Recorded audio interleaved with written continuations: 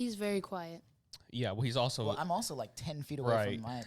No, even then, I felt like you were so quiet. I was listening to the pod in my car, and anytime Chris spoke, I had to turn it up.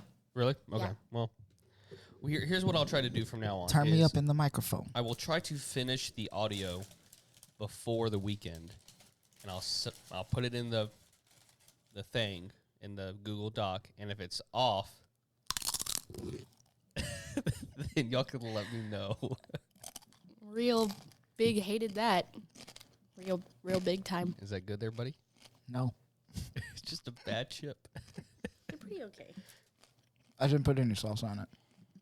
Did you just dip after you've bitten? Yes, because it's... If it helps, I didn't dip the part that I bit. Yeah, you did. I flipped it. No, you didn't. I did. You bit it on the side, and then you turned it to the side. No, I dipped it in the corner. I didn't actually dip the part that I bit into the salsa. I didn't see the whole thing. I am a much better person than that. Okay, I believe you. That's my apologies. Ding dong.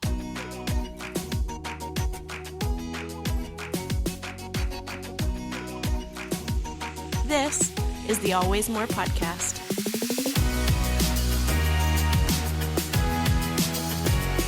Hello, everyone. It is January 26th. I wanted to say July for some reason. It's a J month.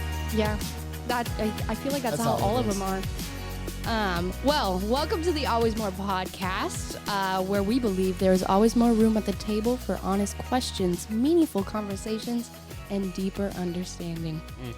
Wow, that felt good. It felt Doesn't good. it, though? It gives you some man, like this embodiment of Yeah. like power and joy and discussion. Yeah. yeah. Understanding. Meaningfulness. And love. Just love. That's real good. Love you guys. Well, today on the pod, we're talking about the Book of Boba Fett. We got Eternal Turtles. That's a tongue twister a little bit, not going to lie. That's why I put it there. Superhero therapists, special interview with Malakai the Great, and so much more. But first, I'm your host, Harley. I don't feel like saying my last name. Okay. And Fair next enough. to me, on my left, we're going to start on my left and right because that's how I read, left to right. Yeah. You know what I'm saying? Most of us do it that way. Yeah. Yeah. Most Americans. Most yeah. Americans. In There are theory. a lot of cultures that read vertically instead. Yeah. Or right to left, like the Jewish peoples. Or manga. Yeah, like in the books. Okay, cool. On my left, we have... Tim? I was going to let you say it. I didn't know that. That's why I was I thought waiting. you That's forgot why for I a said- second. I'm Tim. Hello. I thought you forgot for a second. No. Just And- on my left is Who is this man? Why am I in his house? No. Okay, I was going to let you say it, but... It's there now. It This is. is That's how fine. we're recording it. Chris, this is how it's can going you- down. Okay, you're right. I'm Chris. Hey, what's up? I'm an Aquarius. I like long walks on the beach. I only know I'm an Aquarius because my wife told me so. Can you imagine if he wasn't? I'm actually a Virgo. What if she lied to you? She might have. I never She checked told it. you what she wants you to be. No, she made me get that app where you can like put in your, Oh, your yeah. date, your time of birth and all that stuff. So I did that, and it told me I'm an Aquarius with a Capricorn rising. Oh, I'm so Yeah. sorry. Oh. Yeah, me too. Your I'm birthday's sorry to coming everyone up. I've ever known.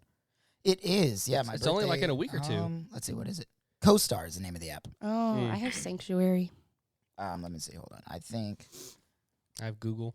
here's my chart. That means you don't know what your Tim birth just chart Googles is. it. That'll be a whole other episode. We'll Yeah. get into It that. absolutely Oh, will. Sagittarius ascendant. Oh, me too. I don't know what that means. That's why we get along. Oh, Is it? yes. Okay, cool. Very good. That's the whole reason we get along. Just Because that. we're both Mm. Sagittarius ascendants. I'm Capricorn, Venus, Moon, It's called a rising. Uranus, Mars, and Neptune. He's going to wait. I don't know what any of that means. We'll talk I about have it the at a app, different though. date. All right. First up, what do we have? All right, guys, we're going to start the shot off with. Hey, I mean, we could do that too. We're going to start off this show with N Rev. This is the part of the show where we talk about some things that we recommend and things that we reviewed that we want to let you guys know about. And so today I'm going to start off, and that is with the show now out on Disney Plus called The Book of Boba Fett. Wow. You're going to hate me. What? As in you haven't watched it yet, or as in you don't I like have it? not watched it yet. I'm not going to hate me you. either. But look. Okay, here's my hot take for the week. Okay, it's okay.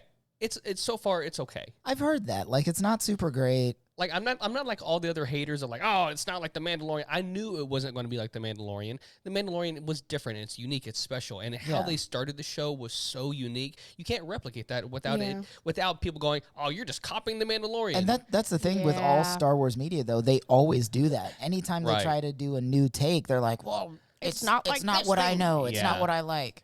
And then they create something else, and it's like, well, it's not like that last thing you guys did. They're all different stories happening in one galaxy. Well, then here's where the other hate is coming with the show is you got people who are Boba Fett lovers who know him from the comics a little bit, but they're like, this is not the Boba Fett I know. I'm like, homie, he only has like 2 lines in the whole saga. Like, how are you gonna? People can change, and his people whole can thing was, I'm a bounty hunter. Now I'm dead. Yeah, no, really. that's his arc. That's it. He had no character development. If you didn't read the comics, you have no reason to hate Book of Boba Fett, I guess. Yeah, even then, it's fine. It's good. I like it. It's Star Wars. There is nothing out there Star Wars-wise that I don't like. Like, there's things that I'm like, I have could you have lived seen without. the Christmas Right. special? Okay, that's different. Have you seen the Christmas special? And I think It's I'm on better Disney off. Plus. You are better off. Cool. Just not. Oh, it is. It's on there now. I think so. I'm pretty sure in the vintage Star Wars Oh my thing. gosh! Look. You want to be on something when you watch that. That's all I gotta say. What? I tried showing Ellie the Ewok cartoon, and she was not about it. Maybe I'll try now that she's a little older. But when I first showed her like Star Wars, she loved it. Yeah. And then I showed her the Ewoks, and she was just, It's that. That's What's crazy. What's that line in How I Met Your Mother where he talks about like? well, she's on the right side of that line, though. I thought it was like- I thought if you're older, then you thought they were cute. No, Oh, if you're right. older, you don't like it. If you're That's younger, you right. do because it reminds you of your Teddy. Yeah, you're right. This is a lot of Star Wars. I'm not bullshit sure for that's you. correct because I really like the little porg things. Well, you're also Gen Z. That line was specifically for younger millennials and Gen Xers. Is it really? Yeah. From younger millennials up to the older Gen Xers. It's this fictional line made up in How I Met Your Mother by Barney Stinson. He talks about like this line where people beyond it think Ewoks are cute and people before it don't think they're cute. And it was specific. Oh. I think the line at the time was like 31 years old, which was his cutoff for dating. Yeah. If she's like 30 or older, she is too old to date. Even though Whoa. he was like 40. Yeah, he's a nasty human being, but Oh, okay. Anyways, I think we should move on. Yeah, we got far off of that record, right? yeah. So anyways, Book of Boba Fett, I like it. I enjoyed. I like the story arc. I like where Boba's going with it. And actually, to me, seeing where he came from as a child and where he's going now, I see, character development. So I personally like to see that. And so where I think the show's going, I'm really excited for it. Cool. So All right. what That's you all got, that Chris? matters. Mine is actually also inspired by my daughter's love for dinosaurs. So one of Ellie's favorite things in the world is watching the Jurassic Park scene where the T-Rex breaks out of the cage and he's like trying to eat the kids and they're in the Jeep. That's one of my favorite scenes in that movie. Yes. I think that might just be genetic for her. So I was like, well, let's find something a little more kid-friendly for her. Yeah. And I picked out Camp Cretaceous on Netflix. It is a Jurassic World tie-in. So it happens at the same time as the Jurassic World movies, where these kids are like on the new island that they made. The Indominus Rex gets out and everything, and the kids end up stranded on the island while everybody else is like dipped. Yeah. So these kids have to survive in Jurassic Park, basically. Oh, wow. People come to help them, people that are like camp counselors that were there. A lot of people die in this show. I was like, yeah, this will be way more family friendly. And the only reason it is because all of these deaths happen off screen. But you can still hear them. You can hear the deaths. You can hear Like the dinos screams? crunching. You can hear. screams. Oh my Yeah, god. like, "Ah," Off and then screen. silent. And the kids are just like, well, I wonder what happened to that guy. Like one of the dudes that was trying to save them, like sacrificed himself by jumping into the raptors. And they were like, we're going to turn around and get him. And then he stopped screaming. They're like, nope, we should just keep going. And I'm like, oh my God, this show is not for children. Ellie loves it though. It's, I would like to apply some context to this. What is the do you think the specific age range is for this TV show? they market it. It's on Netflix Kids, so they but that can market vary it as like from I guess 1 up to like young adult teenagers. But I think it is it's giving definitely more targeted towards like 18, 19-year-olds. Are you kidding me? Look, man. And then how old's your daughter? Is this She animated? is 2. 2. Ellie is 2, and she loves watching Camp Cretaceous. She can actually pick out some of the dinosaurs. She's like, oh, that's a Gallimimus, which blew my mind. Gosh. Like, she knows it's a Gallimimus, and she only says that when the Gallimimus is on TV. She knows T-Rex, Raptor, Triceratops, Gallimimus, and Diplodocus. I should let you borrow my Jurassic Park evolution game. You have the game? Yeah, Dude, we also just watch videos of that game. Yeah, being played. She loves watching the dinosaurs come out of the cage. Yeah, it's fun. I'll check that out, yeah. Yeah. But that show I'm is stunned. amazing. I love that show. Look, I'm actually going to do a rewatch by myself when she's done with it. You know that TikTok sound where it's like the woman was too stunned to speak. Me. Look, dinosaurs were a thing when we were young. Like we were like 91, I wanted to be a 92 respectively. paleontologist when I was 5. You said what? I wanted to be a paleontologist. Yeah, a when lot I of was us 5. did. Jurassic Park came out around our birthdays. Yeah. The first, our second, dates of birth. the third one came out I think in the early 2000s. So that was the last one before Jurassic World. And yeah, that was a huge like movement. Is that we all want to be paleontologists? It kind of like the Indiana Jones, but now for dinosaurs. Yeah. Wow, that's impeccable. Yep, can't relate to that. Really wish I could though. Don't you have a history degree? That's literally, I don't study natural history. Don't go that far back. Yeah, goober. Old stuff is all the same to me. Just blends together. All right, Harley, what you got for us today? Okay, so mine's not either of those things that you guys just talked about. Very clearly. Mine's called Haunted Road Podcast, and it's by Amy Bruni. I'm intrigued. It's really good. I'm very much into like haunted paranormal stuff to a certain extent, but it also kind of rhymes with like true crime. But I don't like It's listening. like a true crime haunted. Ish. Yeah. Nah, I'm So too you know, black like for that. BuzzFeed Unsolved. Yes. So it's like that, but Nope. podcast ish. Okay. Her name's obviously Amy Bruni. She hosts it, and she like is a paranormal investigator, and she's gone to some of these places. So it's like the Lizzie Borden house. Have you ever heard of that case? It sounds familiar. It's basically like she supposedly axe murdered her parents and was put on trial, but she got not guilty. And then she like lived in the same town for like the rest of her life, completely like ostracized from everyone. And so like there's this. Well, yeah, she killed her parents with an axe. In theory, who knows about if it actually happened? But anyways. I wouldn't talk to somebody that I suspected killed their parents. But with that's an the thing; axe. they would like make like little rhymes about her. It was like Lizzie Borden. Yeah. Anyways, I don't know the actual rhyme, but That's fair. Yeah. Why would you? Anyways, so it kind of goes with that and like just haunted places and things of that nature. And Interesting. Chris is like up your wheelhouse, man. No, it is absolutely in the opposite direction. Look, I'm too black for that. That paranormal, what was it? A paranormal investigator? That is a job that screams white privilege. It does. I'm sorry. 3,000%. Look, I'm sorry. most of the It is people- what it is. There are stereotypes that exist in the black culture for a reason where we don't do stuff like that. Yeah. The No, I reason get black it. people die first in the movie is because they are either going to die and be used for character development later, or they're just going to leave and you will never see them again. Yeah. Yeah. Either way, that black person will not be around in the next 30 minutes of the movie. Yeah. There's a reason for that. We don't mess with ghosts and we don't mess with demons because that shit is real and it is here. No, absolutely. And I think Yeah. for white people, they're just a little bit more willing to risk the repercussions of exploring that. Yeah. Clearly, as we can see in all paranormal investigation Also, outside shows of paranormal investigation, white women will pet any kind of animal. I've seen a white woman carrying a mountain lion down the street. I know you saw that TikTok. There's a guy on TikTok that does that. White women will pet anything. And he just posts videos of white women going after these animals. And then he comments on it. He's like, look, white women will walk up to that thing, put a leash around it, put it in a sweater. Like, bro. It's like Michael Scott touching the bird. It's like, don't put that, you'll get bird flu. He's like, you can't get flu from a bird.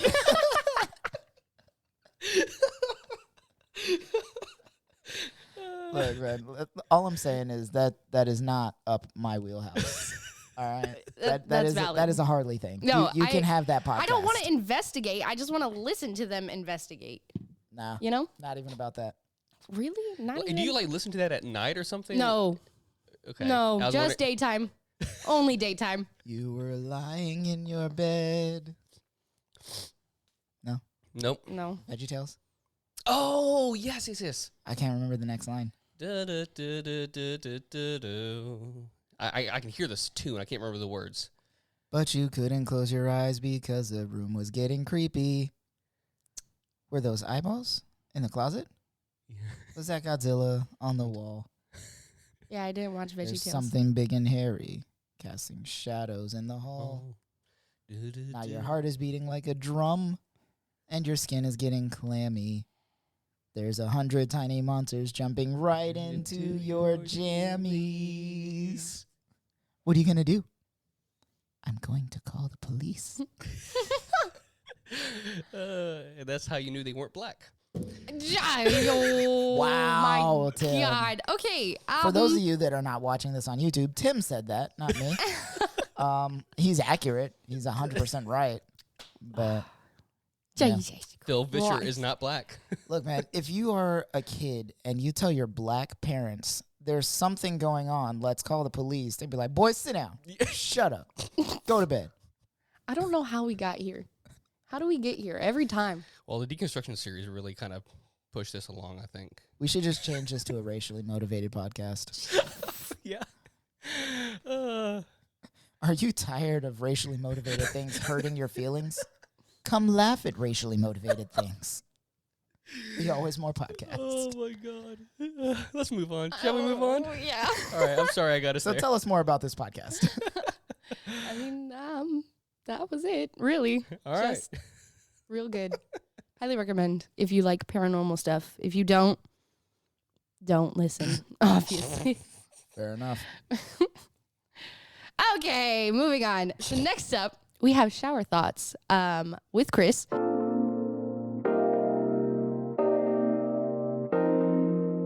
So at what point is AI, artificial intelligence, past the tipping point of turning into something like Skynet or the Matrix? And are we already there? Is it too late? Because I'm pretty sure I read an article about like AI writing itself, like writing other AIs. Yeah. Whoa.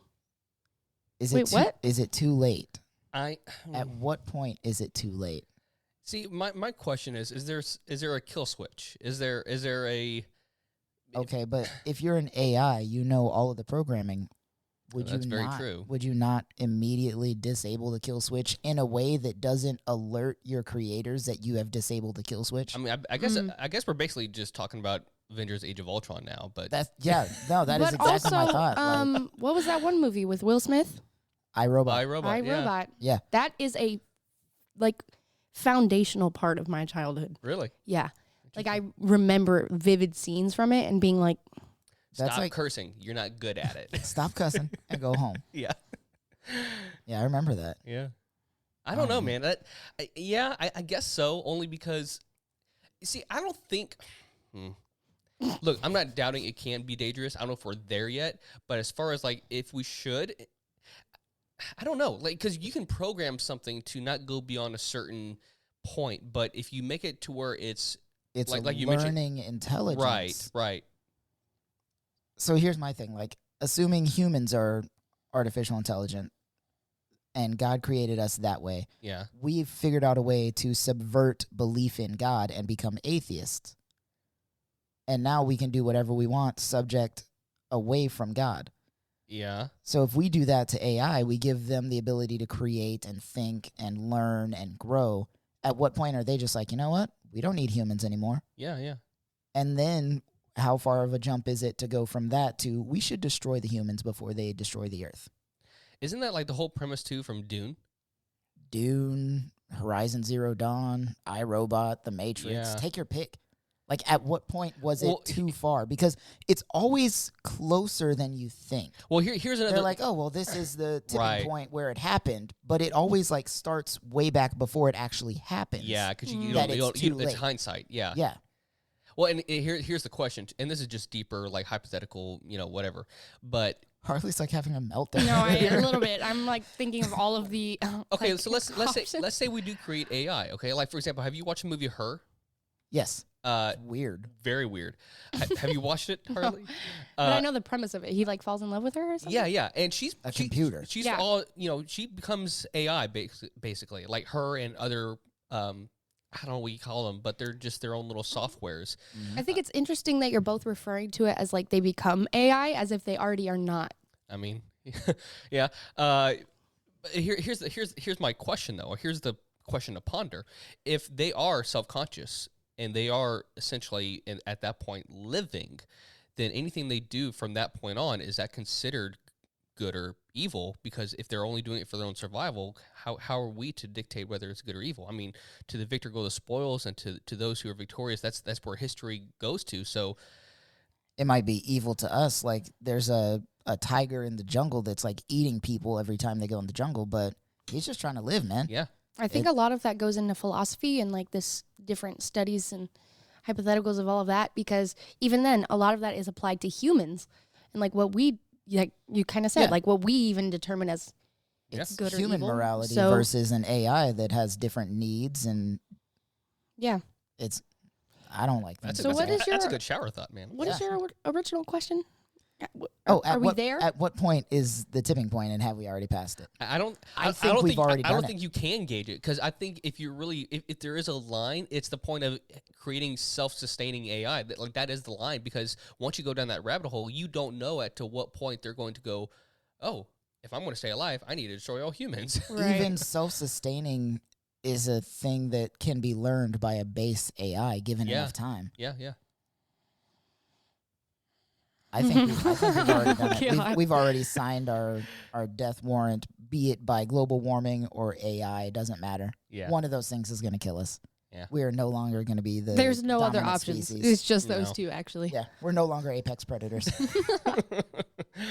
Very nice. Chris, let's move on, man. Let's go into our next topic, which is, what did I miss? Hey! Perfect timing. I got scared because I was like, oh God, which button is it? It's the one titled, What Did I Miss? Hey, buddy, you're not looking at this, and it's quite confusing. Did he rewrite them? No, Did you rewrite them? no, Then it shouldn't be super confusing. it is. Hold on, give me 2 seconds. These are set up completely differently. Yeah, because there's two And then two look at his separate links. handwriting. Okay, that's not nice. WDIM. What Hey, did I miss? I had to find it first. I believe you. Thank you. It took me a second. It's all right. You did it. Anyways, So this is the part of the show where we'd like to present you with some news that you probably didn't hear about. Let's actually start with Harley's news. nice. Okay, so mine is, I'm pretty excited about this. This is good. It's kind of old, but whatever.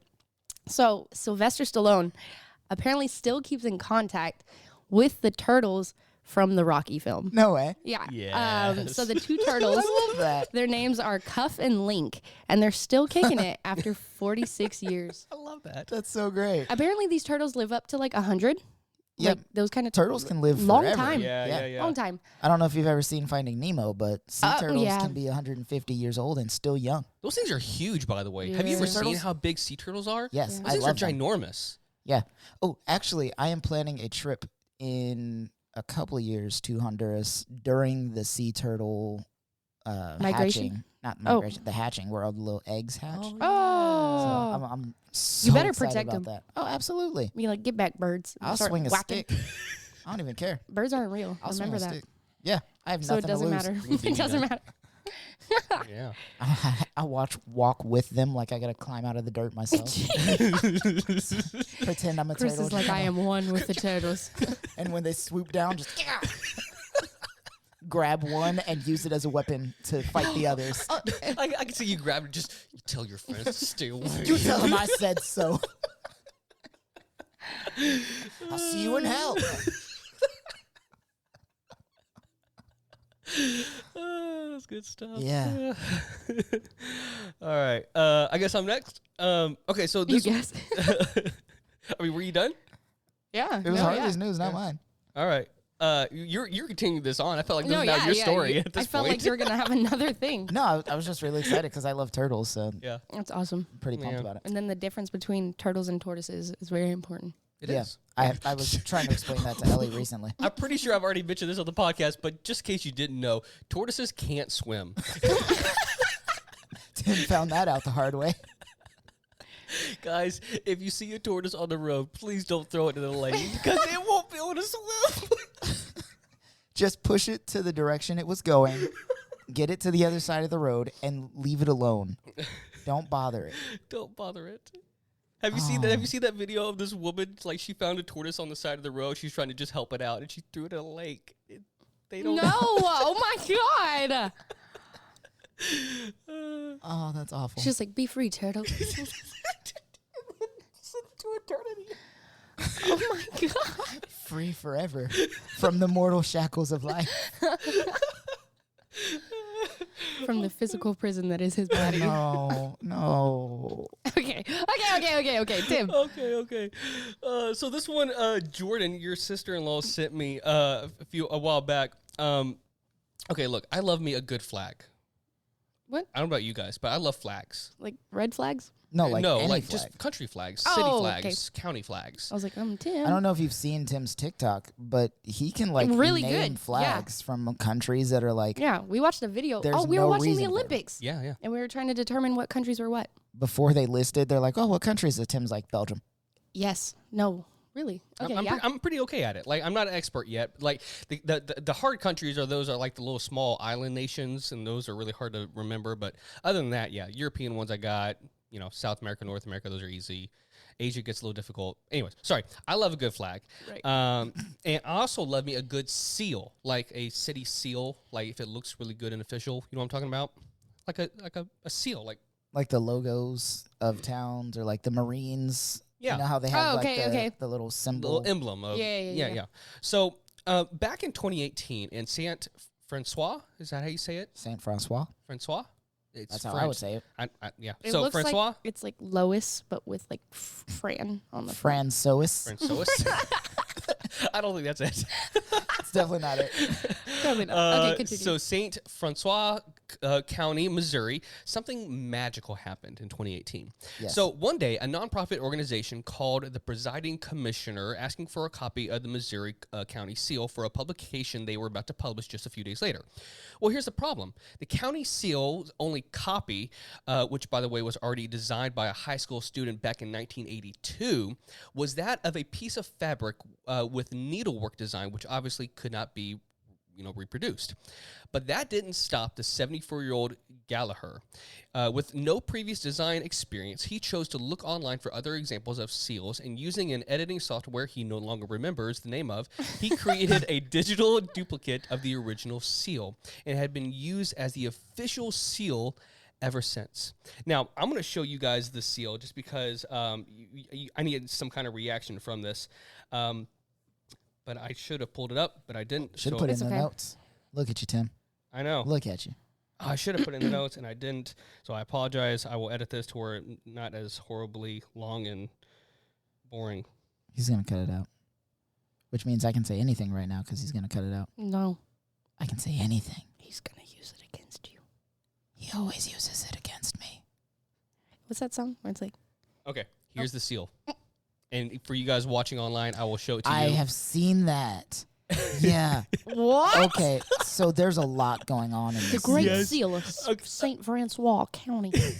Okay. For you guys watching online, I'll post it on the video. For you guys not watching, I'll put it in the show link because you just got to see it. If you have not already seen this seal, you're in for a trip. Okay, so here's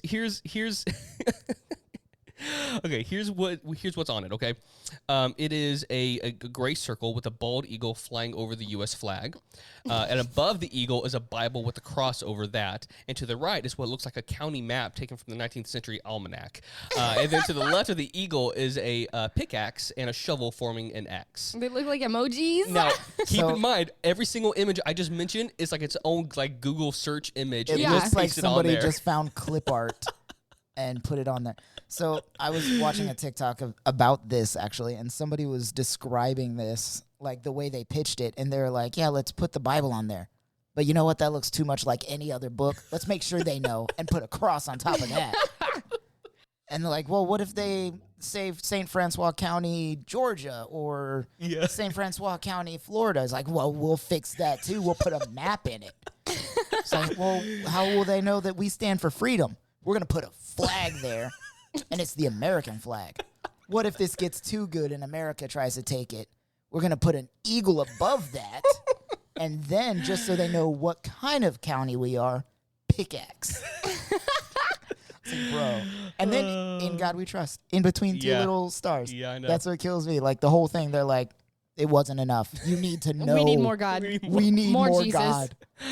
Okay, so because of the county's rural nature, it didn't receive much attention at first, but things changed when the seal was revealed on the, quote, crappy design subreddit, drawing over up to 17,000 upvotes. One user said, it's missing the Comic Sans font. And they are currently running a competition to create a new seal with a $100 prize to the winner.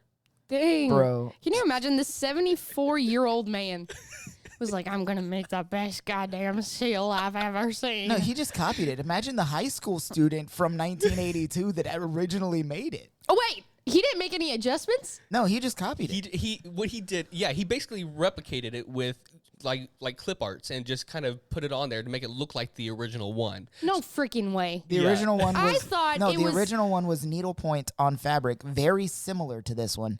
This one was done with clip art, though. Yeah. So you're telling me the original needlepoint Looks very similar. looks very similar. With a shovel, a pickaxe, Bible and cross, American flag with an eagle on top, Eagle. I mean, they couldn't... and a map. They couldn't reproduce it digitally, so there's Yeah. no way to know for sure unless you actually go to Francois County. You're telling me they couldn't take a picture? 7-year-old man, I'm sure he didn't think of that. He said, let me take this and... So rather than taking a picture, he learned an entire new program. Yes. That sounds like something I would do. Yeah. Oh, yeah.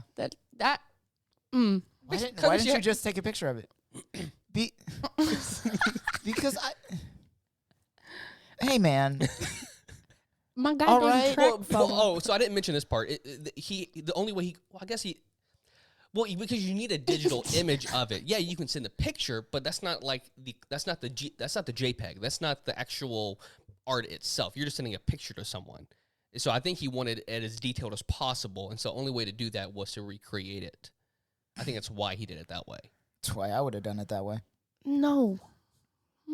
Like, if they had the time, they would have had a professional artist recreate it, like, on a digital form, but he didn't have that. He only had a weekend, so he had to just do it himself. But my problem is the fact that if this is the true recreation of the original, Yeah. that is what the original looks She's like still- from she's still hung up on 1982. that.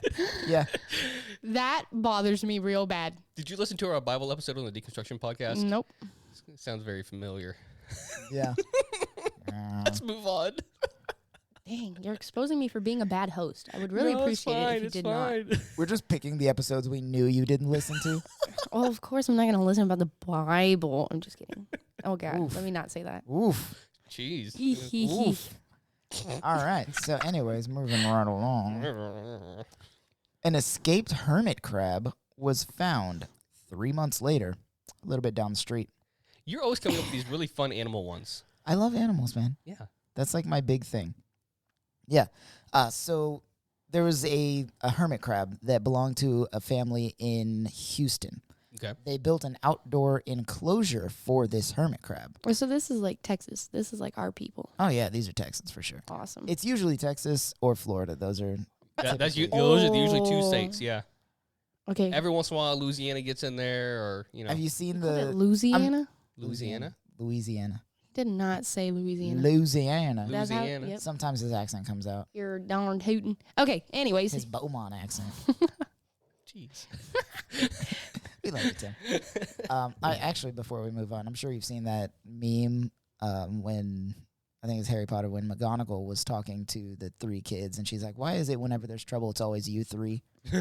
And it was like one was California, one was Texas, and the other one was Florida. Yeah, that's about it. That's it. But that's awesome. So hermit crab escaped from its owner's Houston home, was found 3 months later when a neighbor spotted the crustacean wandering next to a sidewalk. Jason and Andrew Yu, they're the brothers I was talking about, had an outdoor enclosure for their 3 hermit crabs outside of their home, and 2 of the animals, Kaiser and Pincher, escaped, which Kaiser. blows my mind that these crabs escaped. Yeah. Like, how? Look, Well, one's named Pincher, so you can only assume what he can do. He's a crab. That's Yeah. what crabs do. hermit They're crab? not stupid. I want to see the creatures. enclosure. That's why I want to. Like, is it on the ground where they can just dig? It's probably like a chain link fence, and the crab like is just chicken like wire. Through it. It's just chicken and wire. just go. But my thing is, if 2 escape, why did 1 stay? Maybe he wasn't He said, smart enough, "This home is or he too was good." like, now that they're gone, I've got all the space. Oh man, I got protection. I got shelter. I have food. Why would I go anywhere? It's like, you why are you imbeciles. leaving? Their mother, Linda, told KHOU TV that they went looking for him. They checked grass, they checked bushes, they checked all over the yard. Couldn't find him. 3 months passed, and their neighbor, Sarah Beckman, spotted something unusual while out on a run down the street from the family's home. She noticed a little hermit crab on the side of the sidewalk. Her own kids have a crab, so it caught her eye. Her own kids have a hermit crab, and she was like, oh no, my kid's crab ran away. Oh no, that's not my kid's crab. Wait, whose crab Why is is this? there another crab out here? What is going on in this street? Why does everybody have a crab? It's like that neighborhood in Luca where they have like show crabs. Yes. Mrs. Branzino's crabs. Oh man, so this crab, like, she took the crab home, put it in her enclosure with her kids' pets, posted on Facebook about an escape artist, and she soon got a message from the Yu family. So it was Kaiser that is now back home, and it renewed hope for them to find Pincher. I'm going to say he's goner. Probably. But I'm statistically, impressed. I'm just saying. The other one, for 3 3 months, this months. little hermit crab lived on his own. Yeah. That is What impressive. do, is. what do hermit crabs live off of? Like Apparently bugs? spite. Apparently spite. He said, if I'm going to make it out of this enclosure, I'm going to live. God damn it. I'm going. Probably like small insects and. I mean, I don't know. I actually genuinely have no idea what they live off of. That's We- impressive. Look, 2 out of the 3 of us have computers, and you have a cell phone in your hand. Yeah, Googling but I'm it. using it for my job. Hermit crab diet. Let's see. Hermit crabs eat. Oh, they're omnivores. They eat both plants and animals. Oh, so he's like grass. Grass. There you go. Yeah. Whatever Yummy. he wants, basically. Can you imagine there's like some grandma and she's like tending to her roses in the yard and she's like, And then a crab dying. eats her. oh, it's probably, What if a grandma died and a crab ate her like for 3 months? Yes. It took that crab 3 months to dispose of a body. Oh my God, that'd be awful. or somebody saw a crab and they're like, lunch. Or maybe A that's why hermit there's crab? I For mean, lunch? guys. I know they're tiny. Maybe that's why they only found one. He ate the other one. Why would you want to eat a hermit crab? They're so tiny. I know, Get but like I mean, it's still a crab. It's a little. I guess. Hors d'oeuvres. Oh, Hors d'oeuvres. concept. They're like Okay, little but also, snacks. how It's a did she crab see wrap. such a small crab? I mean, Like I that's- said- I wouldn't have noticed Like that. I said, would've she been like, was oh, it's a on leaf. a run. She saw the crab, and she thought to herself, "Oh, my kids have crabs," so that caught my eye. And she may or may not have thought it was her kid's crab. It's like if you ever wanted like a car before and Oh, you ever on the street, you oh. always notice that car. Yeah, Probably that. that's amazing. Tesla's. How did? I wonder how they knew which crab it was.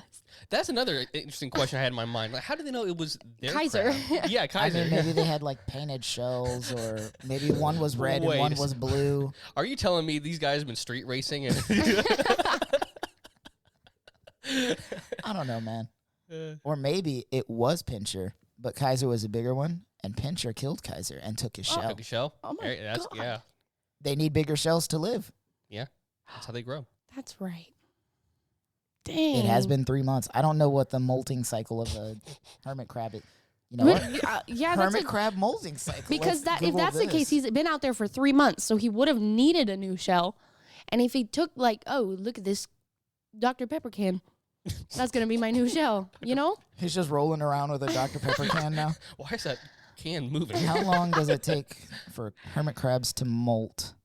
Why don't they ever just put this on? Because they want you to click the link. That's how they get their time. Absolutely. 4 to 8 weeks. Yeah. He should have had a new So- shell. It could He have. should have had like 3. They do kill New each other for shells. shells, I'm pretty sure. Yeah, I'm sure. Some crabs, however, Dang. complete the process in significantly shorter time. That could have been the look, The man, fall of Yeah. I don't know. Pincher. I don't know. Sorry for you. He's like, I loved you. I hate you. You were my brother. You were the chosen one. We were supposed to molt together.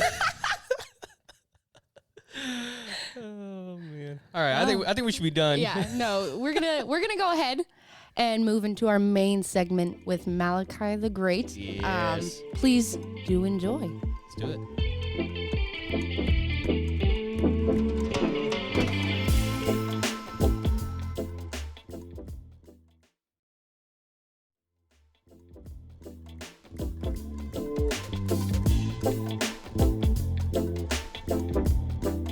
All right, everybody. Welcome back. Welcome back. Welcome back to the Always More podcast. In case you decided to click this episode and just fast forward to the interview, I completely understand. I'm a little offended. I'm also not offended because we have a really cool, awesome, special guest with us today. And I'm just going to dive right in because I'm really excited about this. Malik Maiden, a.k.a. Malakai the Great, is a rapper, singer, actor, producer, and director with 2 albums out and singles being released nonstop is what it feels like. So welcome to the show. Malik, how you doing, sir? Man, I'm doing great. Glad to be here, honestly. Awesome, man. Awesome, man. So how's your day, man? How you been? Everything's been cool. Yeah, everything's good, man. It's funny because I watch the podcast sometimes or clips of it, and I'm like, man, I want to do a podcast so bad. So this is like my first time doing this, so I'm really excited. Awesome, man. I'm glad you're here. Well, hey, man, I'd like to start by asking if you could share just a little bit about yourself in case someone doesn't know who you are. So maybe kind of share a little bit about you to our audience, who you are, what matters most to you. Who do you know, man? All right, cool. So I'm Malik Maiden, a.k.a. Malakai the Great, from Killeen, Texas. I was born in Montgomery, Alabama, October 2nd, 1998. Hey. Which is actually the title of the next album I'm working on. Oh, dope. Which I don't know when that's coming out. Have you released that to the public yet? Not yet. So this is Insider. Yeah, I'm still working on it as we speak. I had teased it and said I was gonna put it out last year. Oh, okay. But then I just didn't. Then 2021 happened. Yeah, 2021 just happened. I didn't tell anybody about it. But yeah. Yeah. I guess something about me. I used to be on the drum line and stuff and sing worship and stuff like that. So yeah. God first, guys. Yeah. Cool, man. Cool. So let me ask you, man, what kind of music, and I know I'm kind of cutting to the chase here, man, but what kind of music do you say you claim yourself as? Because you self-proclaim yourself as a rapper and a singer, but how would you describe your music and how you typically create it? Okay, so when people ask me, they're like, are you a rapper? I tell them no. I'm like, oh, so you sing? No, I'm just a musician, honestly. I make music for the soul. I like to talk about things that most people are scared to talk about because most, rappers or whatever, they talk about drugs, money, shooting people, whatever. And sometimes I might talk about that stuff, but all of it, if you listen to the album as a whole, everything always has a message behind it. And whether it's about, depression or anything like that, I would say my genre is soul. Even though they wouldn't categorize me as soul, I would say it's soul. Is there any kind of music or artist that you relate to in that aspect that, hey, this is kind of where I feel inspired from, or this is who I relate to when it comes to your music compared to theirs? I would say, dang, that's a hard question because I don't really listen to many people like that anymore. I listen to a lot of old school, anywhere from James Brown to Otis Redding, anybody. Like, I listen to a lot of old music, and I rarely listen to new music. So I guess I could say the late and great Nipsey Hussle. I kind of feel like I would be categorized in the same position as him. Yeah. But yeah, that's probably it. Maybe Larry June. I don't know. That's an interesting dynamic to think about, just because it is such a, I wouldn't call it a genre difference, but it really is just two different styles and two different eras, and yet they still kind of carry that same beat, that same message, that same emotions.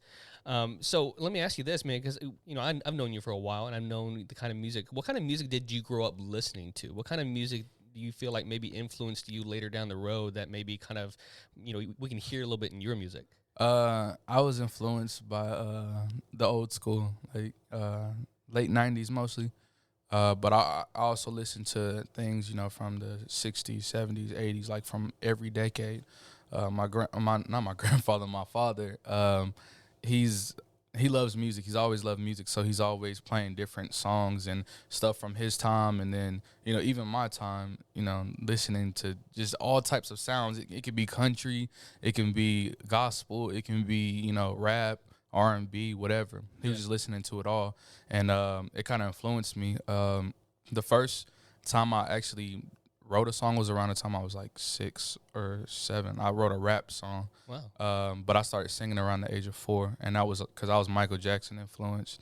But I would say the two people that really influenced me to rap was Bow Wow, because he was a kid, and I was like, yo, I'm a kid, I want to rap. And then Method Man. Okay. When I first came out rapping, I was trying to like be somebody else, sound like Tyler the Creator and whatever.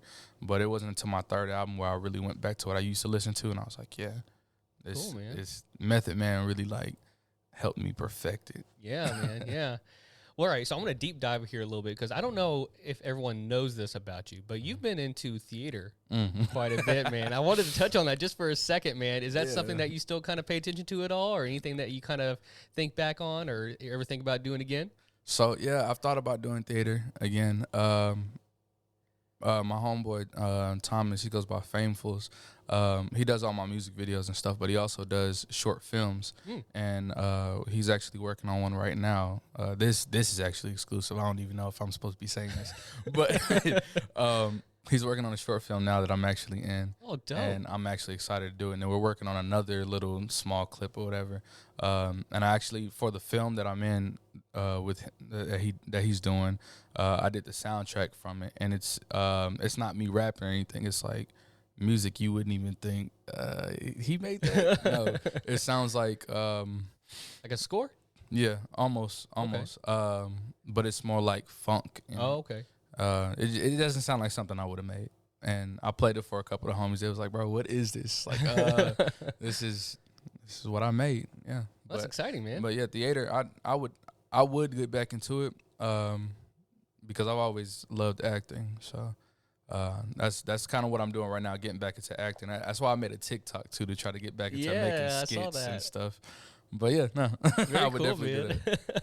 I wish Chris were here, because he would talk about that all day long. Him and my wife are super into it, and it just kind of goes over my head. But it's always been an interesting, especially when you look at artists who kind of, put their toes into different parts of different arts. You can usually kind of respect them a little bit more, because they're taking influences from all these different angles and everything. So that's what's always been curious with theater too, is there's so many levels to it. You got the music part of it, you got the composing part of it, you got the acting part of it, and What do you feel like made you get into that, man? That's such a for a person like me, it's such a random thing. So how'd you get into that? All right, so I actually never thought about getting into theater, never in my life. I don't think I had ever been to a play before. The only plays I had seen were Tyler Perry plays, and it wasn't until Jana. Jana, yeah, she basically hit me up and was like, "Yo, they're having tryouts for Camp Rock right now." This was 2016, so they're having tryouts for Camp Rock, and you're going to go there. I don't care if I have to take you there.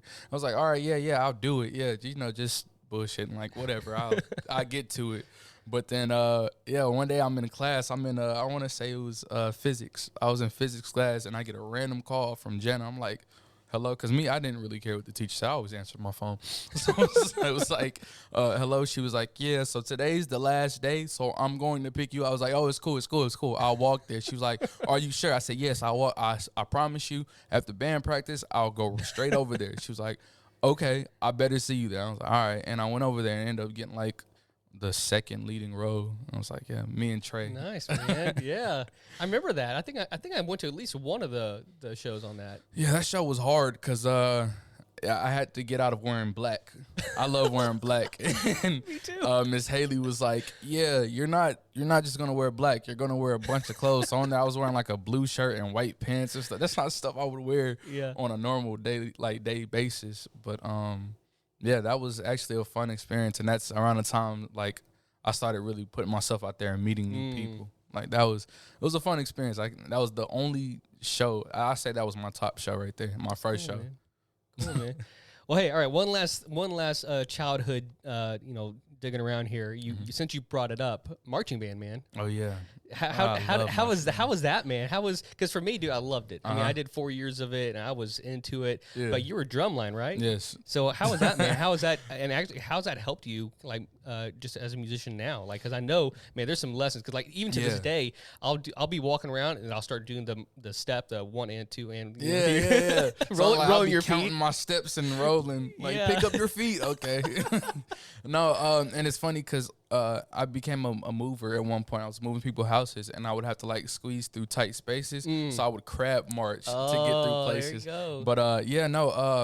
But I got in band in the 6th grade. Around the same time I joined the choir at Grace, and my mom kind of was like, yo, just try these different instruments. And the one I tried out was saxophone. I was like, yo, I want to do saxophone. And I got the highest score to get was a 5, and I got a 5 on saxophone. I was like, oh yeah, I'm playing saxophone. However, I met Mr. Peterson, Liberty Hill, right? Liberty Hill. Yeah. I met Mr. Peterson, and he was like, yo, you are so good at this. He put a 5+. He was like, I've never done this before. I think he lied, maybe. I don't know. But nobody else came to me and said that they did this, so I believed him. Yeah, it was like he was an army recruiter, and he was trying to get me in. So he put a +5, and I was like, man, maybe I just do drums. And I had seen the movie Drumline, so I was like, that'd be live. Yeah, let me get a, But concert band was a little different from Drumline. I was okay, all right, but I liked that. I did it all 3 years, and then when it came to marching band, I was supposed to go to Heights because that's where I'm zoned at, where I was zoned at. But my mom being a teacher, she got me over at Ellison because she was like, their band is better, and Mr. Gonzalez is going to help you out really good. I was like, all right, cool.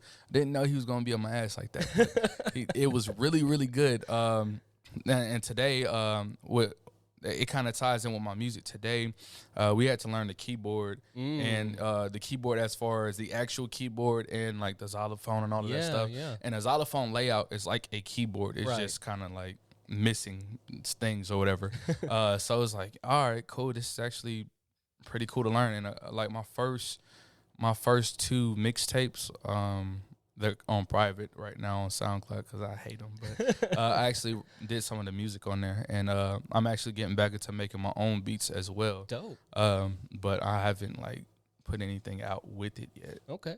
Cool, man. Cool. Well, thanks for sharing a little bit about that. I know.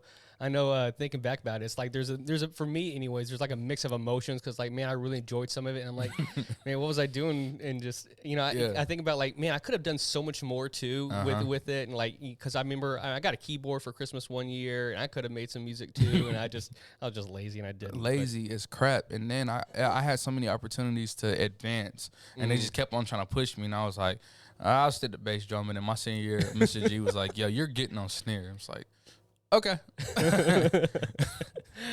All right, man. Well, hey, I'd like to just dive into your current stuff, man, what you're doing now. And so in your 2021 single, To Whom This May Concern, you start to call out some people who seem to be having like a two-faced thing going on, a mentality. And when it comes to your craft, you say, quote, I'm sick and tired of the fake love, the fake smile, the fake players, and fake all of above.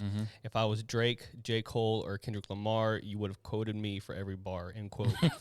So since you've really like dived into becoming a professional artist, what kind of relational dynamics have changed or stayed the same since you've really just got into this craft? Well, I know a lot of people, I used to ask people, could I get on a feature with them or whatever. This is when I was first starting out. And I want to say it was around 2017 is when I first started putting out music on SoundCloud. And all of my peers and stuff was like, I don't know. That's not the type of music I play, and that's not the type of music. And I don't know, just giving me the walk around, Right. Not trying to, really collab with me like I wanted them to. But then now they're seeing me like, gradually getting better and having people like Fat Joe and, all these other people just shout me out or whatever. Yeah. And they're like, yo, let me get a feature. And I'm like, no. Yeah. Like, you're not getting a feature because you don't remember what you said like a couple years ago that I was whack? Yeah, no. But, excuse me. It's been a lot of people basically, what's the word? It's almost like a bandwagon. They see everybody else, listen to my music and shouting me out. So they're like, man, let me get close with him so I can seem like I'm cool. Which I'm not up there because even the city of Killeen barely recognizes me when it comes to shouting out different artists and stuff. Like, they'll be like, yeah, man, I like your music, but they won't, do me how they do the popular ones, you feel? So I'm just the in-between guy where it's like, either you like me or you don't. Either way, I don't care.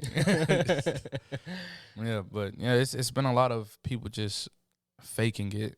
And my circle is very small, very, very small. And those are the people that's been with me since day one. And that's been like, yo, this is heat. And they're usually the ones that's featured on the album.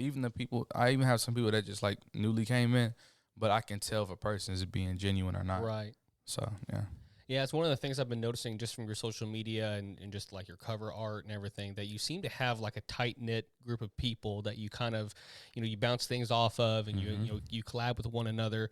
So what has that been like over ever since you started? What is it? What has the dynamics been like? What have the perks and maybe the difficulties with that? Because I'm sure you guys have grown close. And so what are some of maybe the good things and some of the challenges with having a close group like that? One of the challenges was learning how to not work with them all of the time, because I would always lean on them. We used to sleep in my grandfather's house. We called it HQ. You might hear me say it in a couple of songs, but we called it the headquarters was HQ, and it was me, my homeboy Scoop, and my homeboy Ike Angelo, and we would just basically stay up all night just writing music, and we would bounce off of each other ideas. And it's like, yeah, put that right there. What you said there, put it right there. We'd be freestyling, just doing whatever, right? Yeah, smoking, drinking, whatever. And it was like a time to be alive. But then once I got in the stage of becoming a father and, being in a relationship, it was like I wasn't around them as much anymore. So I had to get used to not having them around to push me that motivation. We still call each other and we still link up every now and then. Even though Ike, he's in Georgia, but he's coming out here probably tomorrow. And we might record something. But yeah, that was really the challenging part. But the best part about it was just being able to be together, really. That experience was crazy. From 2018 to 2019, that little time period right there was an era to be alive. And we were just going crazy with music because I didn't know much. I learned a little bit in high school from audio and video production. So whatever I did with them, it kind of taught me more. Yeah. Because I didn't learn too much. I was slacking off, like I said, being lazy. So whenever I have Scoop in the booth, I'd just be learning, just listening. And then he would go to Golden Ears, which it's no longer a studio anymore out here, but it's in Houston now. My uncle owns Golden Ears, and he used to always tell me, bro, I'm your uncle. I got you. I will record for you. But me being me, I had something to prove. So I was like, I want to do this on my own to show you that I'm serious about this. Then I'll work with you. But I never did because I just kept on getting better. And my homeboy Scoop would go over there sometimes, and he'd come back, bro, listen to this. And I'm listening to this. I'm like, damn, that sound better than mine. No. Get in the booth right now. We finna fix this up. I was watching YouTube videos trying to find how to auto-tune and stuff. Yeah. And, everything has been getting better. It's funny that you quoted that song, "Tune This Make a Sign," though, because that's actually one of my least favorite songs. Really? Mostly because of the audio. I had this girl told me, she was like, can you have it done by Friday? I was like, sure, yeah. So I literally wrote it in one night and recorded it, and I barely mixed and mastered it. So that's why it sounds so raw and grunchy. Yeah. But everybody was like, yeah, I like this song. I can hear the pain in it. And it was like, Yeah. yeah, that's like one of my least favorite songs. That's crazy. No, literally, it's funny that you say that, man, because that was something I was going to ask, is continuing on with this song, which is probably one of my favorites of yours.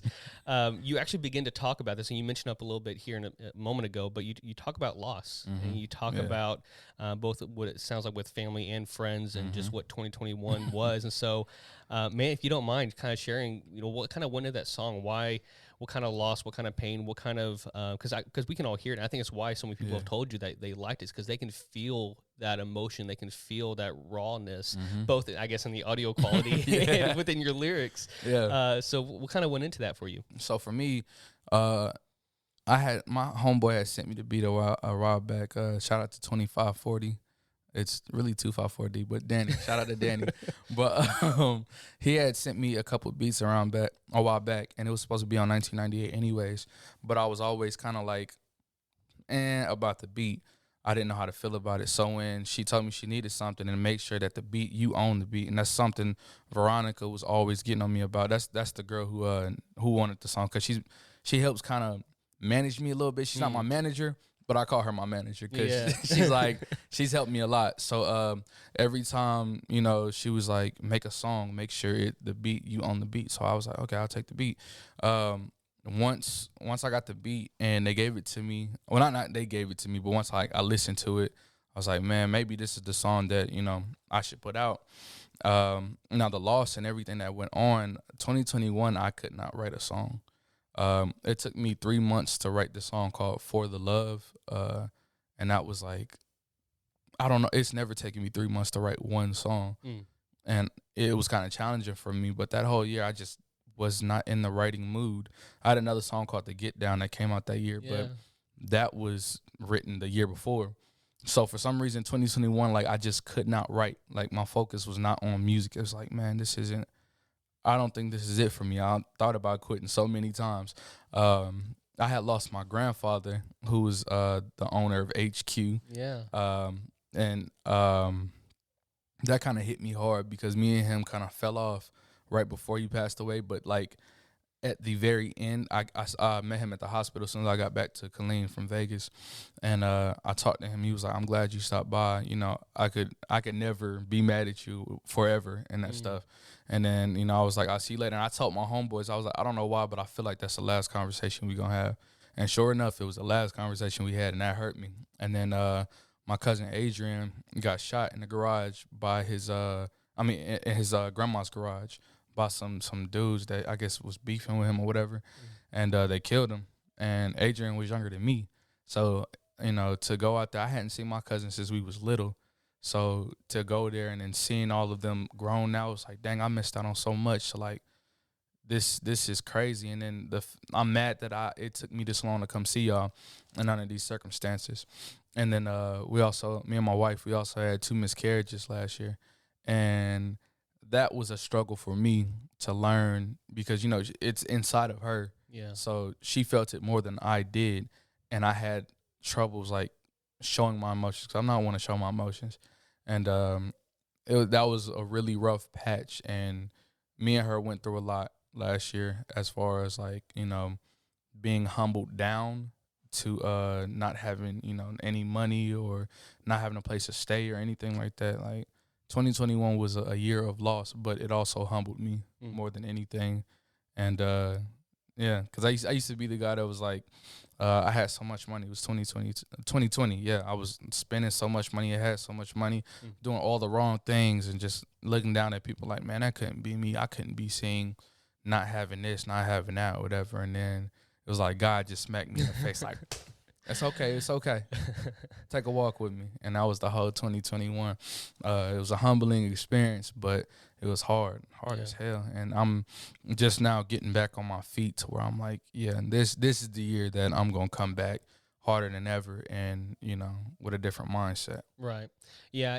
Even with your singles, because you had, 3 or 4 come out this past year? Yeah. Yeah. I had 3, I think. I just released a single on the 1st though. Right, right. Yeah, even with those, you could hear there's a difference between that music, because I did a little homework and I just listened to your other stuff too. And I can really tell, and it's not a style difference necessarily, but it's just it's just one of those gut feelings that you just kind of feel differently.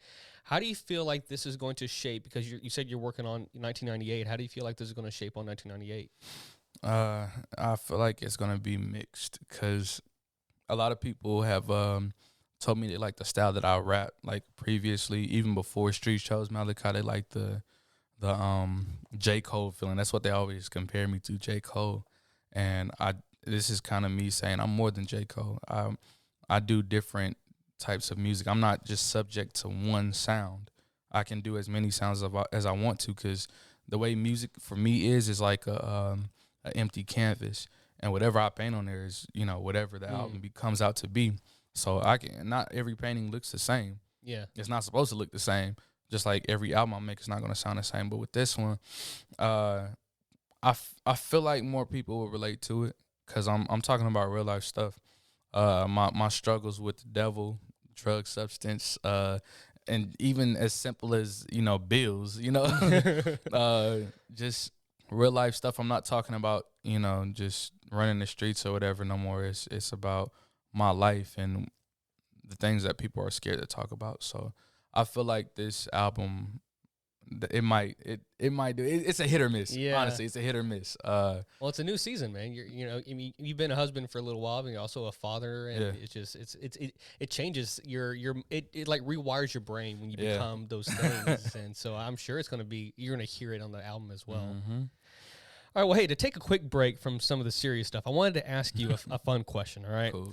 So you're obviously very talented at what you do, but what is probably what you would say the most useless talent you have? What is a useless talent? I actually don't know a useless talent. I guess because I don't really use this talent unless I'm making an album, but I make all my album covers. I know how to edit pictures and all of that stuff and edit videos if I needed to, but I don't record anything. I'm not a video person anymore like I used to be, so I don't. It's kind of just useless now because I've branched over from making funny video skits and editing videos to now music, strictly music. And yeah, it's kind of for me. I would say that's kind of useless because I'm not doing anything with it. I don't plan on, maybe in the future, but right now it's useless. All right, man. All right. Okay, so moving along, I'd like to going back to your music, I'd like to talk real quick about your most recent single, Storms. It seems to me that this song is about a strong connection and motivation from your wife. So can you tell me about why you wrote the song and, how it kind of came to be? So I had already planned on making a song on the album about her, kind of what we went through a little bit, but it wasn't going to be until I released the album. But I knew that New Year's was coming, and I was like, yo, I have to have a song out today. It's New Year's Day. I don't have anything out. I haven't released a project last year. I got to give something out. So I sat down, I looked through my notes, and I saw an unfinished thing, and I was like, yo, let me just finish this or whatever. That song, the song that I posted is just a snippet. Like the song is longer than that. It's an interlude, right? Yeah, it's like for now. I put it as an interlude for now, but on the actual album, it's longer than that. Okay. So it was like I just need to put something out, but it was also to kind of show an appreciation to my wife, because sometimes she feels like I'm not there, which I really haven't been there mentally all the time. Mostly because me and my son was actually in you heard about the Killeen Mall shooting, right? Yeah. We were in there. We were like literally in Zoomies right by the front door. Oh my gosh. And my wife, she was working at Victoria's Secret for like a little second, right? Yeah. So when it happened, the first thing I'm thinking is my wife, where is she at? Yeah. So I'm calling her up. She's not answering her phone. Wow. My son is in my hands. I'm like, bro, I don't know if it's more than one shooter. I don't know if they're only shooting one person or if they're about to shoot up the whole mall. Like, I don't know what's going on.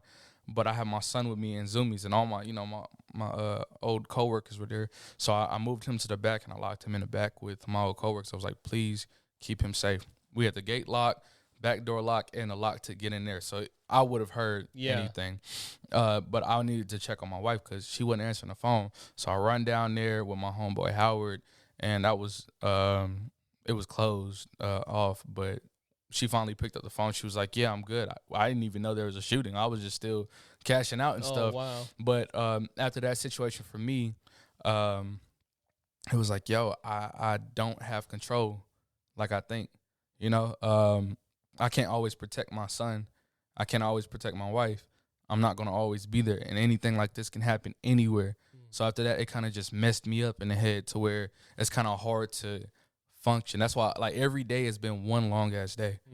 So when it comes to me and her connecting, sometimes I'm disconnected because I'm thinking about other stuff. I'm thinking about the world and life, and you know, and it was what was even more frustrating is that was the one day that I didn't have my gun on me. I keep my gun on me at all times or in my car, but it was the one day I didn't have it on me, and I was like, never again, because I won't allow myself to be in a position where I can't protect my family. But yeah, it kind of, you know, left me a little disconnected with her as far as showing my emotions and being more affectionate. Sometimes I'm not there. I'm just stuck on Call of Duty or something just to get my mind from the world, or I'm trying to write music. And sometimes she thinks that I'm not, you know, showing enough to her, and she feels like, you know, I ain't been there. Like, of course, there was one line I said, I forgot what I said. I forget the lyrics to all my songs, but I was just like, I know you told me you don't, you're not happy with me anymore or something like that. And she was like, I don't like how you put that in there. I was like, I know that was a long time ago, but I kind of just tied in everything into one verse, and then it's gonna go on as like the rest of it. But yeah, that's really all that was put into it. Just, you know, trying to show my appreciation for her. Oh man, that's good. Yeah, it feels like it's funny that you say that because it makes sense now, because it does feel kind of more of a grandeur thing going on, kind of like a Bohemian Rhapsody. Like it's got a longer story to it all. Yeah. So that's going to be in 1998 though? Yeah. That right, one. man. I think all of the singles except To Whom This May Concern is going to be on the album. Because I usually don't release singles before the album. And if I do, it's a single that has nothing to do with the album. But because 2021, I just had nothing. Yeah. I was like, well, here's some sneak peeks of the album, you know. If I do To Whom This May Concern on there, it'll be the audio will probably be fixed. All right. Good enough, man. All right. Well, hey, man, before we finish up, we are the Always More podcast. So to finish this interview, I'd like to ask if there was anything you would want others to know about you and your art, what would it be? If there was something, you know what, I need you to know more about this, what would it be? Nothing. Honestly, whatever you feel, you know, when you hear my music, I don't even want you to have a perception of me before you come into my music. Miss Charlene actually said that when she first met me, I had a perception of me, of who I was, because I had posted a picture with smoke coming out of my mouth.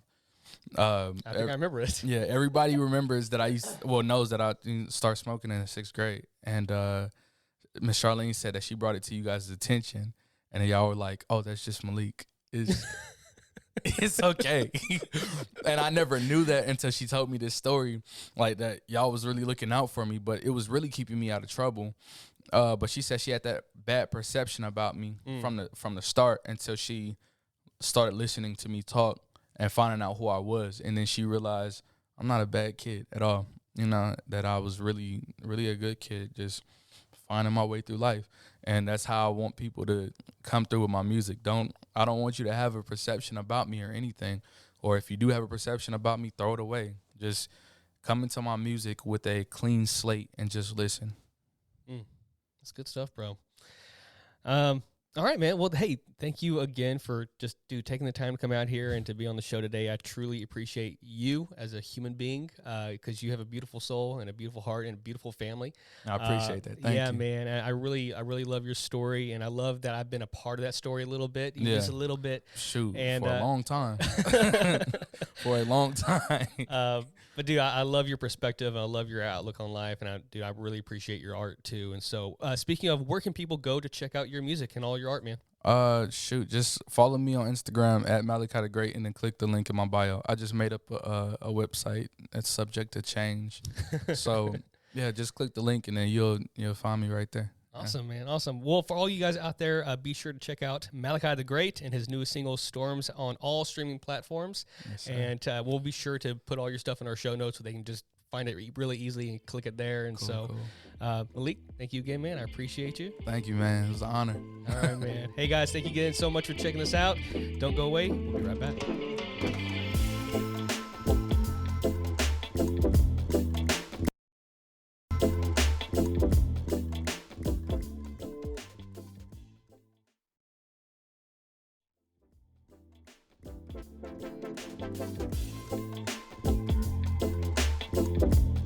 And welcome back, guys. Hey. Wow. Hey.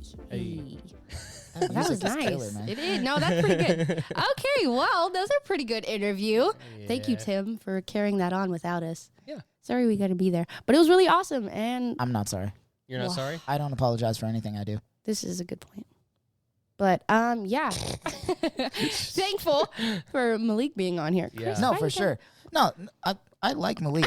I do wish I could have been here. I truly do wish I could have been here for that interview, but it was pretty good. It was No, a it really cool was. interview.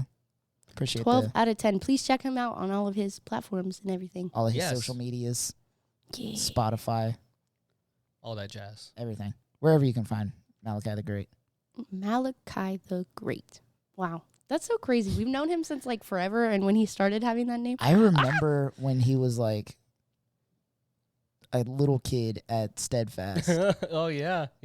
and then Now he's a grown man with a wife and kid. Yeah.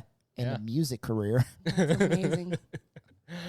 Oh, man. All right. Well, hey, we got some fan questions up today, and you guys did not disappoint. In fact, we started a new thing. We have a hotline now, Yeah. and one of our faithful listeners, Aaron, decided to contribute, and so Hey, So we, cool. we have a I like question. Aaron. In case before we move on, if you would like to send us a voicemail question, the line is 254-218-4042.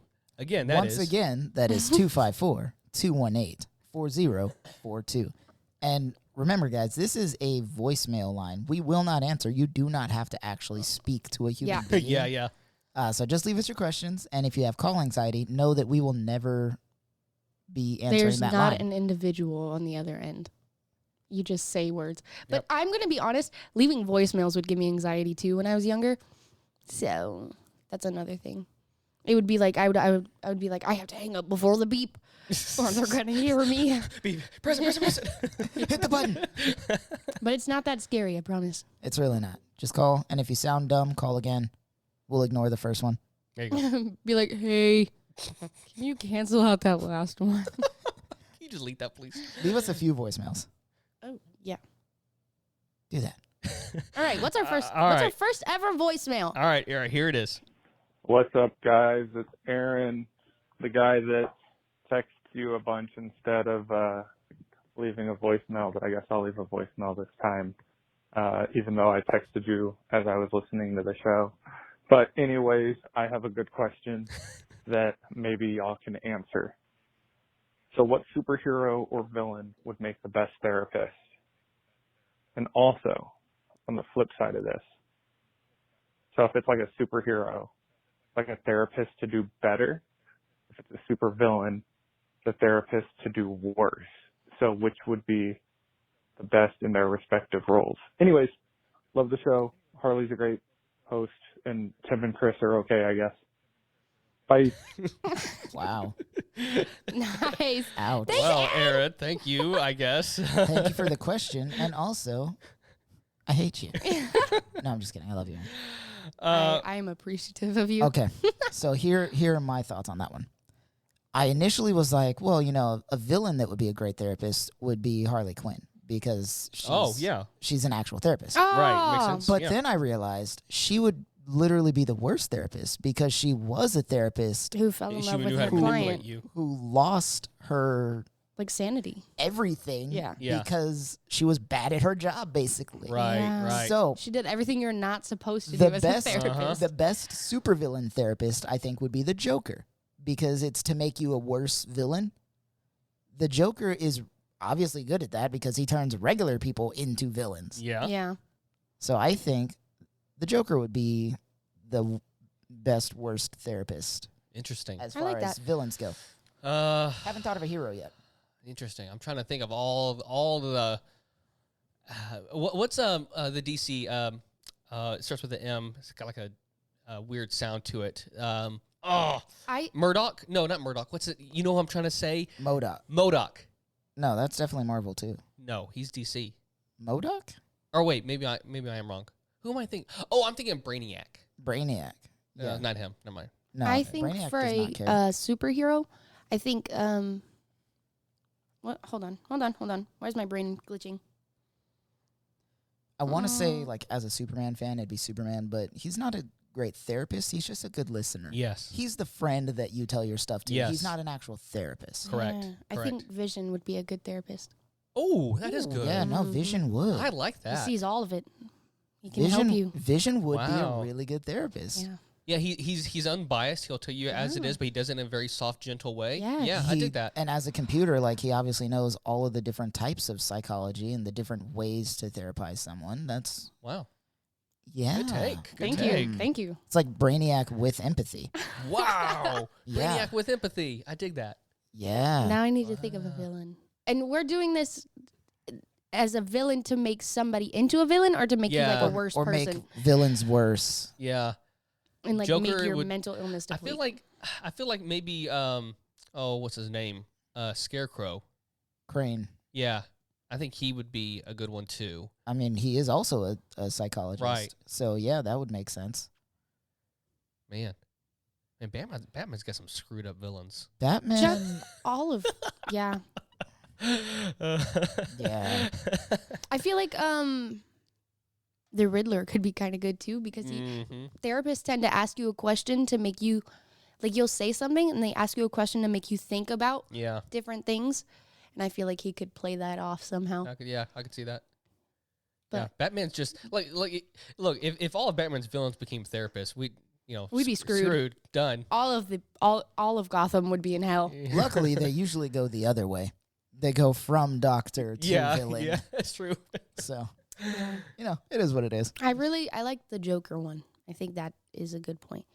But I also think he would make you really lose your mind. That's kind of the point. Yeah. Another yeah. good, Memories can another be good fine. hero therapist, Professor X. Is he, though? I don't know who that is. James McAvoy. Charles Xavier from Charles the X-Men. Xavier. The bald guy in the wheelchair. Oh. Yeah. Because he definitely has done a lot more damage trying to be a therapist. Like when he locked away half of Jean Grey's mind Well, Oh. yeah, I guess. and yeah. erased all of Logan's memories. Well, if you're not Dang. talking about that. Like, he actually tried, and he was pretty bad at it. Dang. All right. I was trying to think of another one other than Vision because I think that's the perfect No, one. Vision is the perfect one. Nice. Harley is, like, spot on. You can't find I can't. it I'm trying to think because Professor X is the only other like teacher that I can I think think of. he would also be in the villain, even though he's really not a villain. But I feel like Oh, he could be if you turn back. Yeah, I mean, essentially, it's Ultron. I think Beast, if we're talking X-Men, like, I think Beast would be a good therapist. Yeah, I could dig that. Because, like, he's pretty wickedly intelligent. He's a problem solver. He has pretty good empathy. I think Beast would be a good one. I could dig that. Hmm. Good question, Aaron. yeah. His question's always like Yeah, you don't It really think makes they're you gonna think. like dive, but then like they dive deep. Like, where do you get? Are these original thoughts that you have? What's it like to have an original thought? What is your brain like? No, seriously. Good sir. Tell me more. All right, man. Well, thank you very much for that question, Aaron. Yes. Next question, Harley. Since these people asked you these questions, would you mind? Yeah, of course. So my friend Shara, she asked, "What is your view on church hurt?" We did a whole podcast on this. So I'm About to gonna say. sit back. I mean, Harley, if you want to go first, or would you want us to go first? Because I mean, I could. Well, I mean, I obviously know that you guys did like the whole deconstruction series, but if there was like a way you could quickly summarize it and how it's like resonated with you.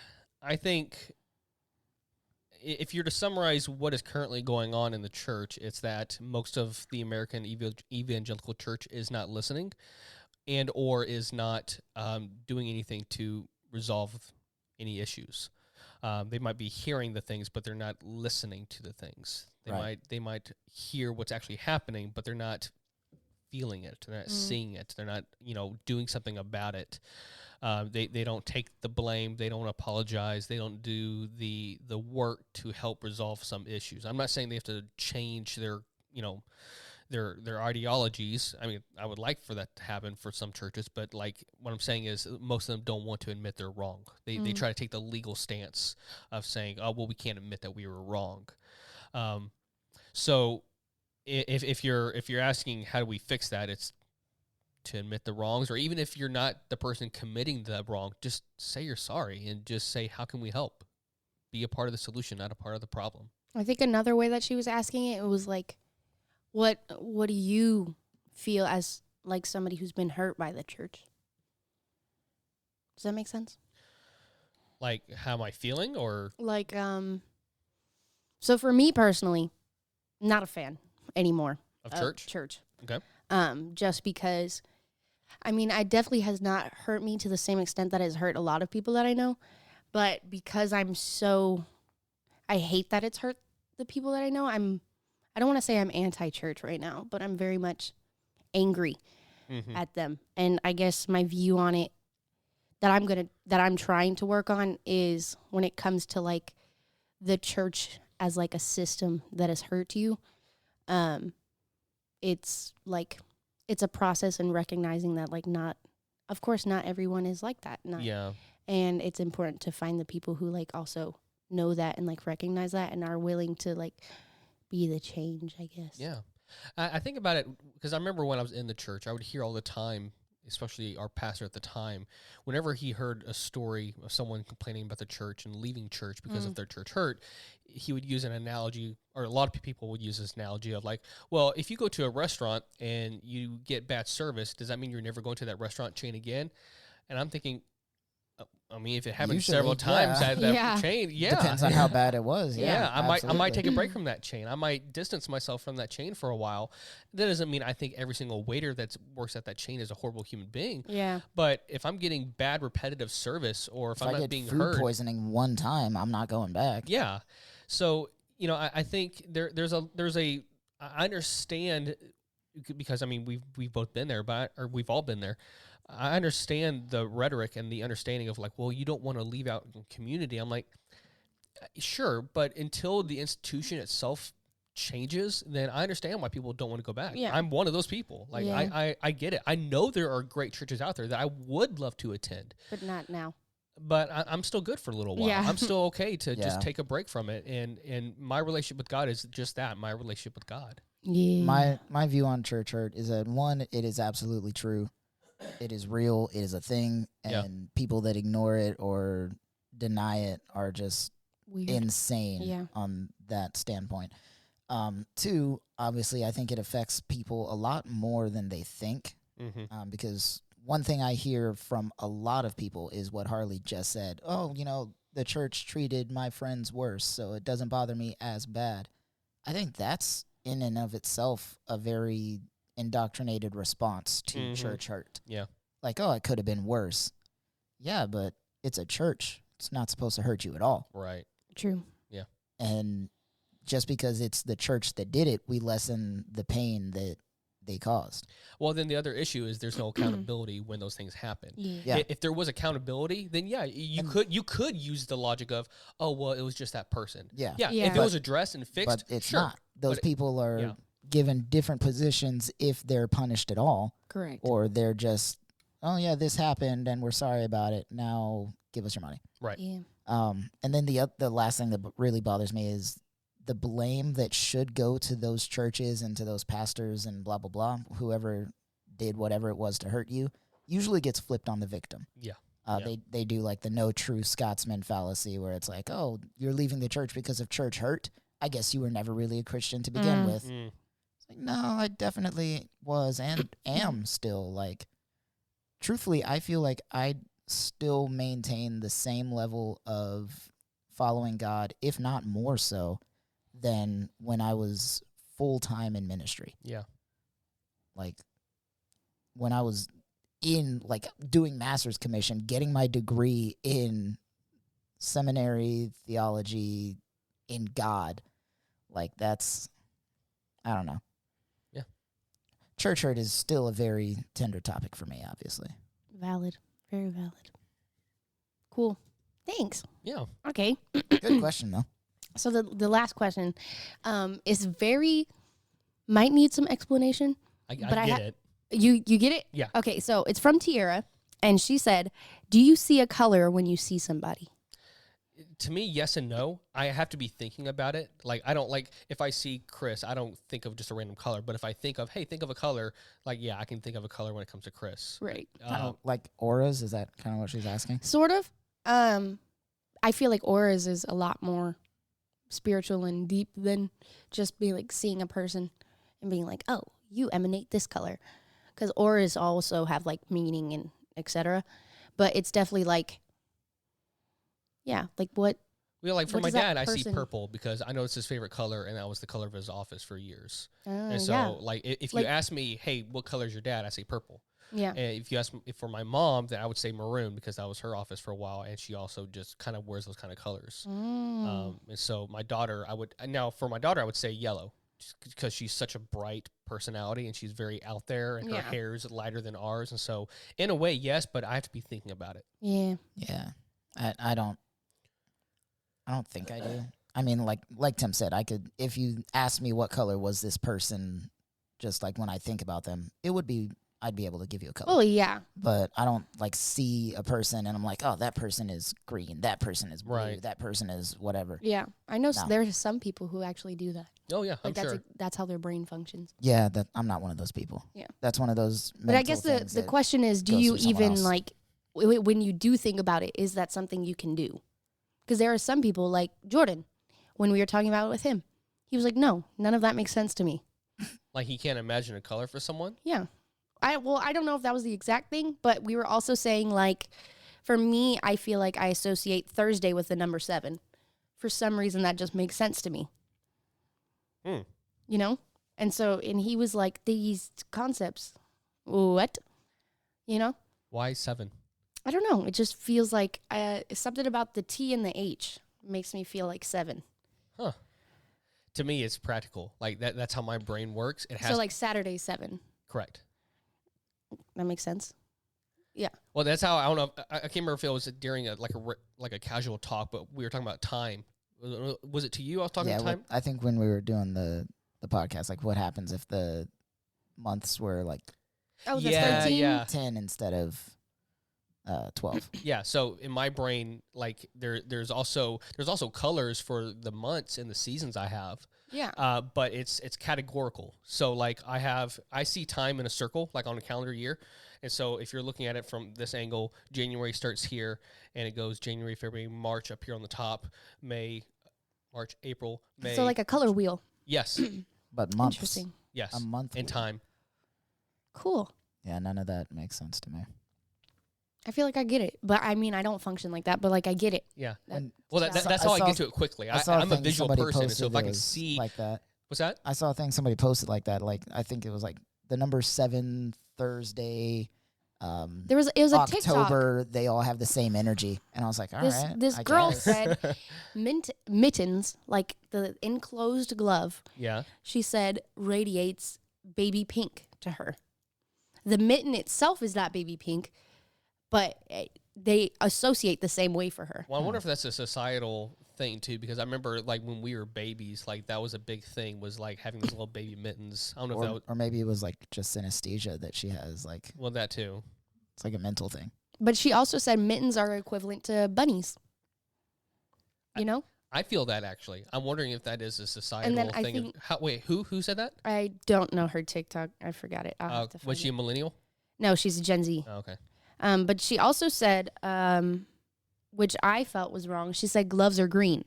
I think gloves are red. I think gloves are black. Like if you're No, I'm lying. Gloves are black. Mittens are red.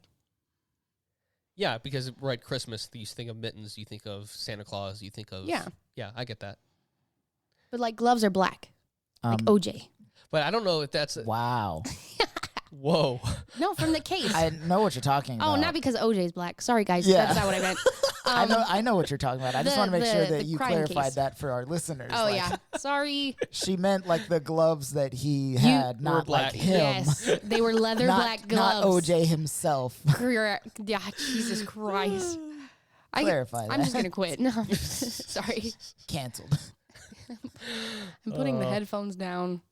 We're calling it a year. So, Tiara, to answer your question, no, yes, sometimes. Yeah, and the pointing was no at Chris. Oh, yeah. Me, yes. Because not everybody's watching this. Some people drive and listen to it. And Tim is sometimes. But yeah, Alright. that's it. Well, we've got the next thing. It says segment if time permits. Does time permit? It does not permit. It does not permit. It is final thoughts time. You guys are missing out on this segment, man. It was a good one too. Oh my god! If you guys could see the notes on this segment, you would my know God. how good it is. Oh my god, It's an empty bullet point. it's so good. It's such a good bullet point. All right, guys. Any final thoughts to wrap up this episode? Go check out I feel Malakai like- the Great on social media. Yeah. Yeah. Let your brain wander is really what I gathered from this video. I mean, from this podcast. I dig that. We literally hopped around and jumped into so many rabbit holes. Today truly was like a 3 a.m. conversation. Yes. I feel that in my bones. Yeah, for sure. Even though we're doing this at 3 p.m., 4 Yeah. p.m. What time do PM. we start? 2:30 p.m. Doesn't matter. Anyways. All around 3 a.m. Yeah, like Chris said, follow Malakai. Check out his new single "Storms" out on Spotify, Apple Music, and all those other good things that you listen to. Wherever you're Nice. streaming us, you can probably find it there. That's right. I mean, aside from Apple Podcast, yeah, Apple Podcast. I don't think It would be I in don't- Apple Music though. Yeah, Yeah, Apple Music. but So just switch over to music. yeah, it's instead of the purple button, it's a pink button. There you go. Gotcha. Hey, I want to try something new. You know, for me, it radiates green. Oh my god. I want to try something new. Chris, if people want to follow you, where can they go to? They can follow me on Twitter. I don't tweet much. Facebook, I don't Facebook post much. Jesus. TikTok, I don't TikTok much. I actually don't even know my handles and my names. Hold on, I have to like go into my social medias to do that. That is not. I should have that's not prepped even- you guys should- for yeah, this. no, you really should I have. thought about this and I forgot to write it down, so I apologize. You really should have. Okay, so my TikTok is Christopher.Lionheart. My Facebook, obviously, is Christopher Thomas Ford. My Twitter is, what is my Twitter? Captain_CT Ford. And I think that's all of the social media I'm Wow. on. I have an Instagram. What's I the don't- main one? That's what we're like. Yeah. What do you write on most, and what do you like? Facebook. Okay, Facebook is the one that I'm on most. If you want to reach me, do it on Facebook. gotcha. Very cool. Harley, how about you? So my Instagram is what Harley, WUT Harley, all underscore, all one word. What? My TikTok is Harley Bean, like a lima bean .co, and it's a play on words for my last name because my last name's Bianco, Yeah. so I go by Beanco. Binko. Yeah. And that's really it. I don't like sharing my other social media. So, I mean, you can find me on other ones, but I may not respond back. So, Good to know. I also have a blog that I would Oh, like to share. Do you? I do. It's called Life of Bean. It's on Wix site. Oh yeah. Yeah. It's connected to my Instagram if you go on there, so that's cool. Oh. But Link yeah. in bio. Yeah. So that's it. And you can find me on Instagram and TikTok and pretty much everything else. Timothy Lichty at Timothy Lichty, Liechty. That's super easy because like nobody else has that name. I take that back. On TikTok, I think it's just Tim Lichty, but Timothy or Tim, one or the other. Yeah. Doesn't matter. We'll find you. Yeah. Oh. We'll find you. Well, anything else to add before we chop out? I think that's everything. I think I've got nothing else to add. Yeah. Harley? Wow, I really don't feel like I know how to close this. It's all right. Just turn it up and we'll just say goodbye. Okay. Thank you guys for listening. We love you all so much. Peace. Adios. Thank you for listening to the Always More podcast. If you enjoyed today's episode, be sure to subscribe, share, like, and rate on whatever your platform of preference is. You can follow us on Instagram, TikTok, and Facebook at Always More Pod.